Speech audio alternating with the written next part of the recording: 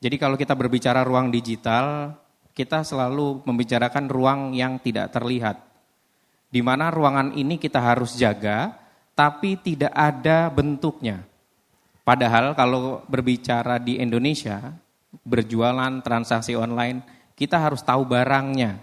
Kita harus megang barangnya, kemudian kita tawar seperti apa. Nah, ruang digital ini sangat abu-abu. Yang kita jagain nggak kelihatan. Yang kita mau bahas itu benar-benar nggak ada wujudnya. Jadi memang ini harusnya menjadi tanggung jawab semua.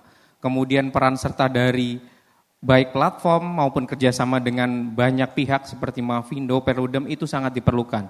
Karena kalau hanya Kominfo saja kita jaga, sekarang udah nggak bisa Bapak Ibu. Karena kenapa? Ini kalau bicara TikTok, pagi-pagi bangun tidur itu yang dibuka TikTok.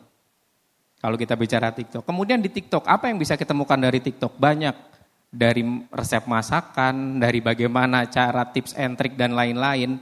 Dan ini merupakan salah satu, kalau saya bilang, bisa manfaat lah yang diberikan oleh TikTok, bagaimana cara menginformasikan.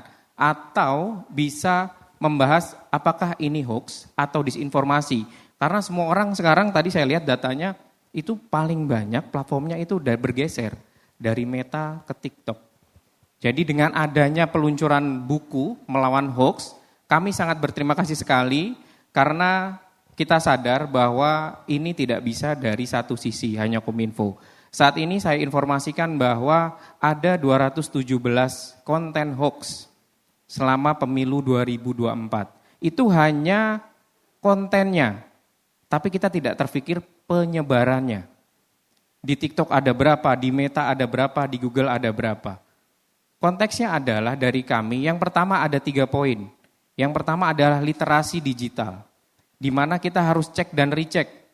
Kekurangannya biasanya ketika kita buka handphone TikTok, tiba-tiba klik jempol, share. Penyebarannya sangat cepat. Itu kita tidak bisa mengendalikan. Paling tidak kita memperkecil ruang lingkupnya dengan literasi, dengan kerjasama. Yang kedua, peran serta masyarakat. Kenapa peran serta masyarakat? Karena masyarakat ini di dunia digital sangat mudah mendapatkan informasi. Baik dari ide, visi misi, kemudian apapun tentang perencanaan paslon ke depan, pendukungnya seperti apa. Kemudian behavior dari netizen adalah membumbui. Dari si A, satu, nanti di sana ditambah, menjadikan suatu hal yang membuat chaos, membuat apapun itu. Dan itu mereka senang seperti itu. Membuat viral, FYP. Ketika peran serta masyarakat itu tidak ada, bagaimana tadi agak dimention sedikit, bagaimana sih kalau kita menemukan konten-konten negatif atau konten-konten hoax, apa yang mesti dilakukan? Ini yang tidak terdistribusi atau terinformasi kepada masyarakat. Jadinya bingung. Kemudian yang terakhir adalah kolaborasi.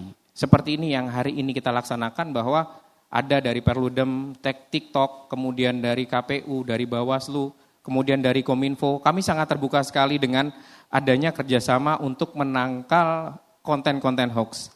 Jadi yang terakhir, sekali lagi saya ucapkan terima kasih. Dan Kementerian Kominfo sangat terbuka untuk bekerja sama dengan pihak manapun untuk menangkal konten negatif dan juga hoax. Sekali lagi terima kasih dan semoga sukses dan lancar acaranya sampai hari ini.